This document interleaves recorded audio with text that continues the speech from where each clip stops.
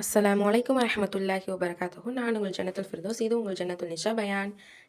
அல்ஹம்துலில்லாஹ். இன்னைக்கு ஜும்மா நாள். ஜும்மா நாளில் செய்ய வேண்டிய கடமைகளில் முக்கியமான ஒன்று நபி ஸல்லல்லாஹு அலைஹி வஸல்லம் அவர்கள் மீது ஸலவாத் சொல்கிறது. இன்றைக்கி நம்ம ஸலவாத் தான் பார்க்க போகிறோம். பிஸ்மில்லாஹிர் ரஹ்மானிர் ரஹீம். அல்லாஹும்ம ஸல்லி அலா முஹம்மதின் வஅலா ஆலி முஹம்மதின் கமா ஸல்லைத அலா இப்ராஹீம வஅலா ஆலி இப்ராஹீம இன்னக ஹமீதும் மஜீத்.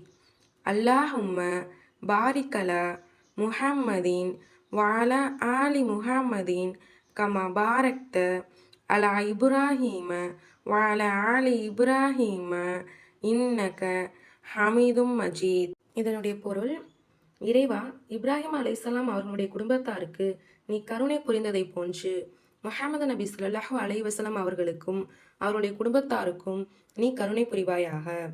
இப்ராஹிம் அலைஹிஸ்ஸலாம் அவருடைய குடும்பத்தாருக்கு நீ சுபிட்சம் வழங்கியதை போன்று முஹம்மது நபி ஸல்லல்லாஹு அலைஹி வஸல்லம் அவர்களுக்கும் அவருடைய குடும்பத்தாருக்கும் நீ சுபிட்சம் அளிப்பாயாக.